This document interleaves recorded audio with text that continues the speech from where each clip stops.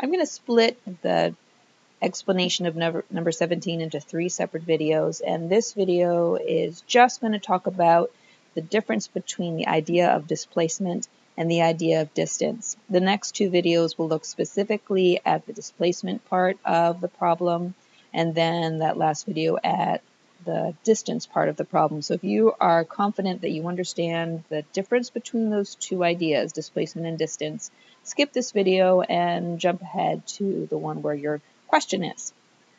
So I'm going to take a different problem to consider, a simpler problem to consider that doesn't have an equation when looking at the ideas of displacement and distance. So displacement has to do with position.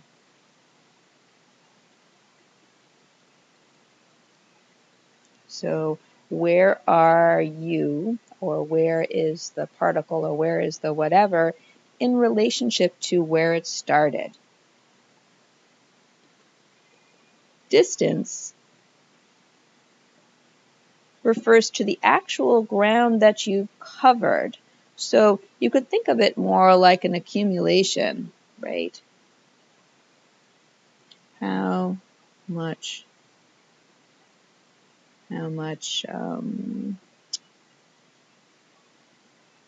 space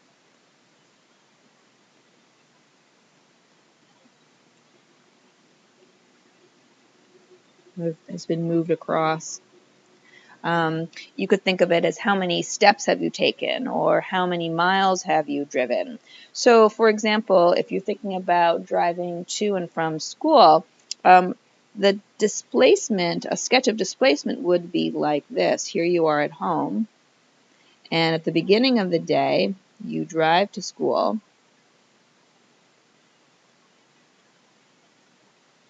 And at the end of the day, you turn around and you drive back home again. So the displacement at the end of the day is, well, 0. You are at home.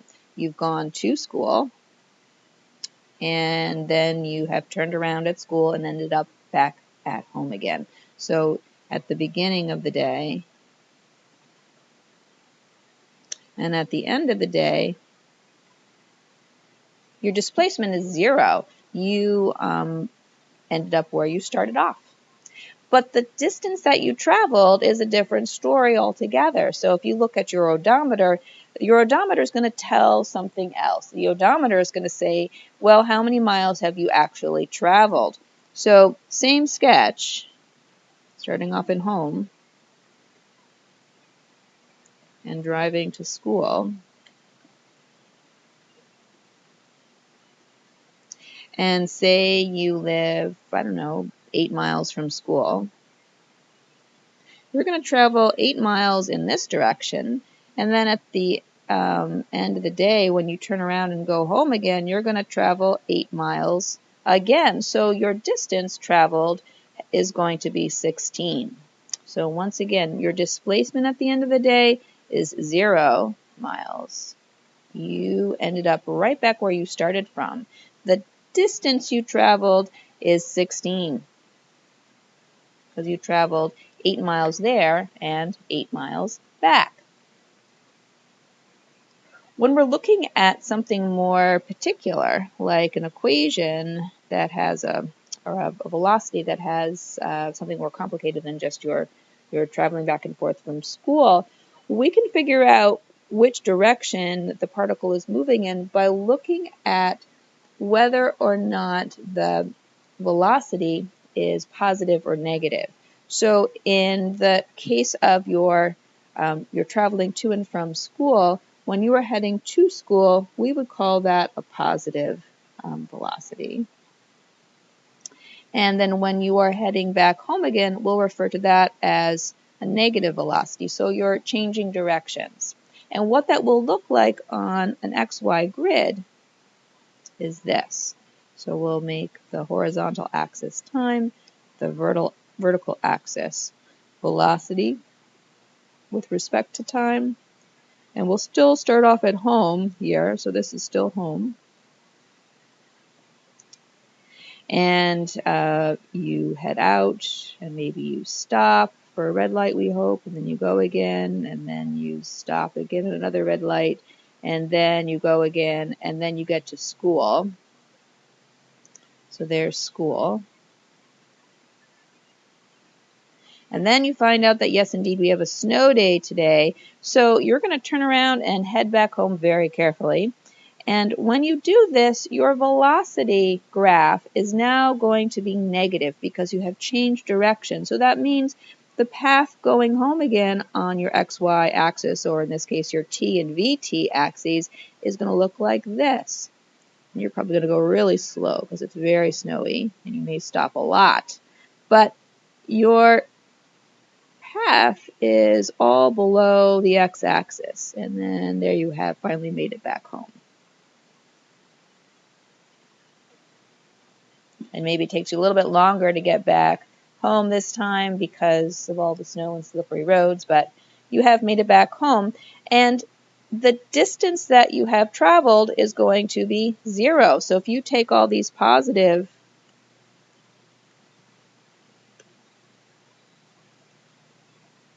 directions, all these positive areas under the curve, and all the negative ones, all the ones below the curve where you're heading back in the other direction, then you're going to end up with a 0. But it's just represented slightly differently. So in this little sketch that we drew to begin with, we represented positive and negative velocity by just turning around and heading back in the direction that we came from. In this graph with the T and VT axes, we're going to represent turning around and heading in the opposite direction by crossing the x-axis. So when you hit the x-axis, so the x-intercepts, they are representing two things.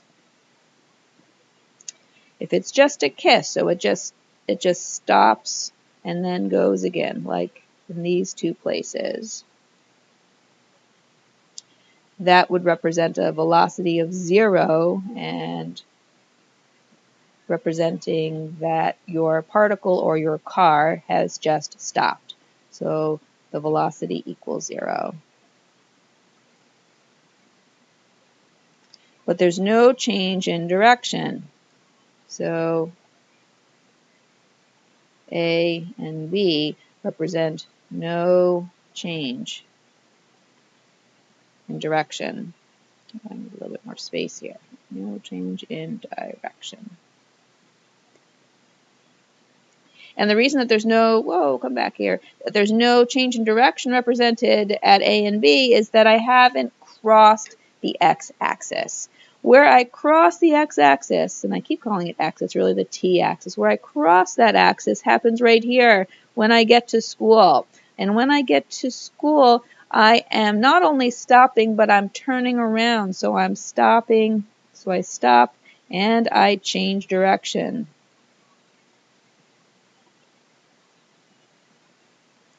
So the velocity at point, we'll call it C, at point C is also 0. Velocity equals 0 again, but there's an additional component. There's a change in direction. And at C, there's a change at direction because I am crossing now, right? I'm crossing the x-axis. Wow. Such a habit calling the horizontal axis x, crossing the t-axis. So in our problem, where we're asked to find the distance that's traveled and the displacement of the particle over time, I need to find exactly where that function that I'm given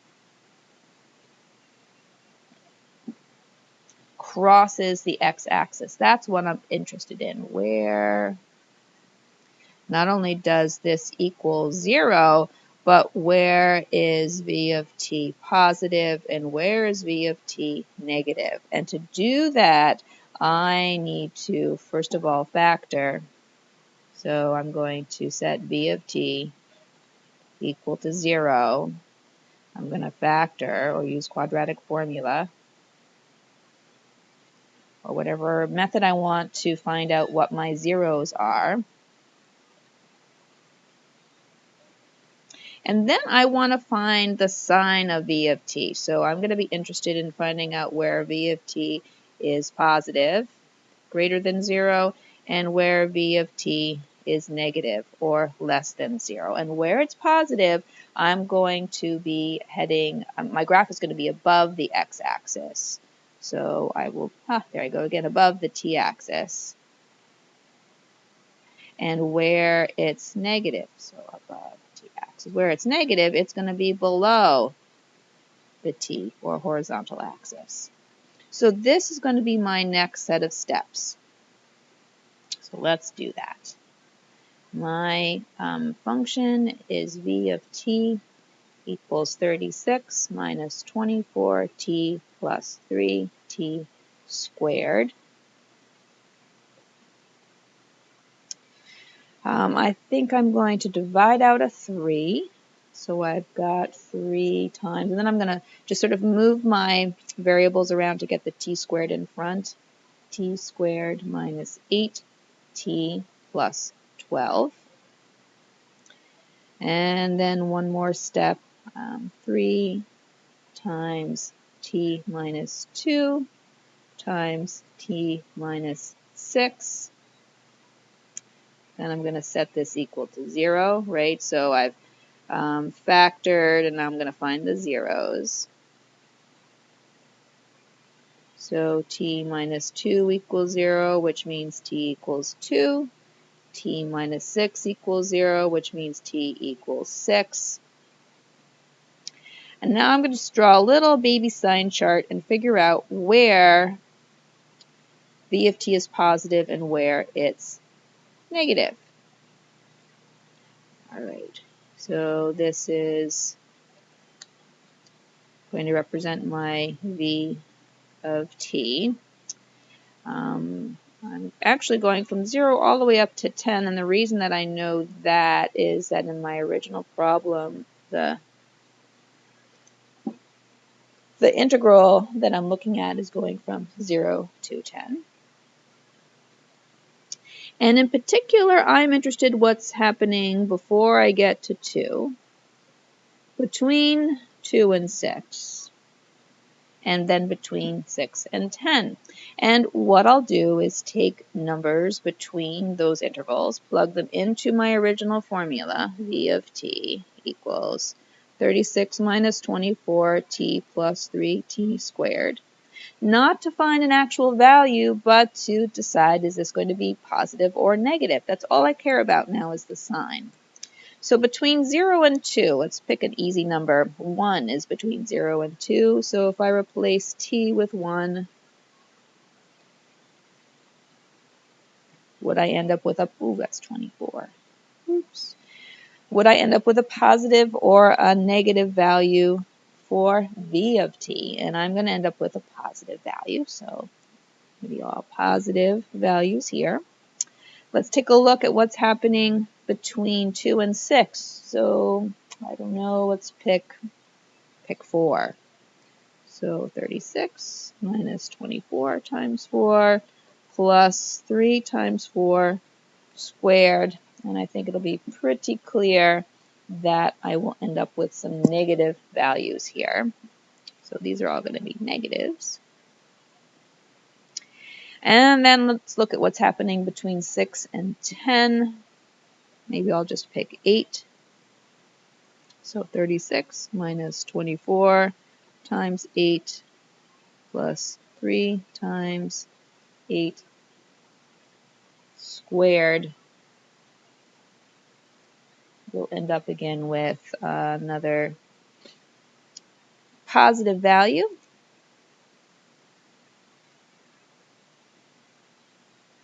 And it looks like what's happening to my velocity vector, my velocity graph, is that up to 2, my graph is going to be above the x-axis. Between 2 and 6, my graph will be below the t-axis.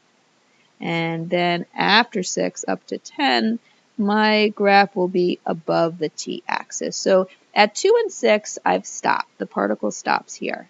Stop, and then it stops. It changes direction at 2, and it changes direction at 6. So if I were going to do a little sketch of what's happening here, so we'd start off at 0. At 2, it's going to change direction.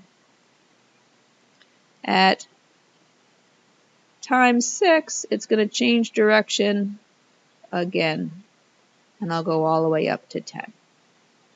So if I were just following its path, I would see it stop and change direction 2 times, once at 2 and once again at time 6. When I go to answer my questions, I'm going to be answering how much distance has this particle traveled. So I want to know how many steps, right? How many miles, how many meters has this particle actually passed along? If I put a little odometer on that particle, what would that odometer read? And that will give me the distance. So distance is like an odometer reading.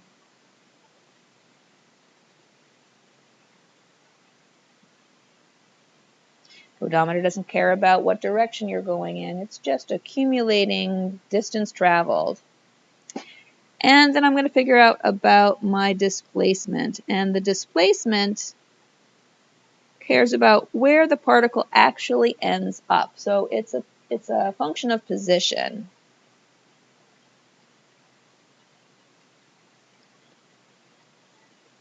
So we're looking at the ending spot relative to where it started. So I'm really looking at how far it is between where it started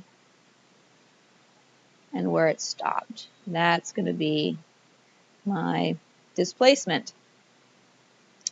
All right, if you want to see exactly how I'm going to figure out distance or exactly how I'm going to figure out displacement, take a look at the next 2 videos. And let me know if you have any more questions.